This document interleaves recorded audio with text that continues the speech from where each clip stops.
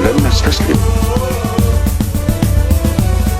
ننتصر أو نموت، ولا تظن أنها نهاية. سيكون عليكم أن تحاربوا الجيل القادم والأجيال التي تليه.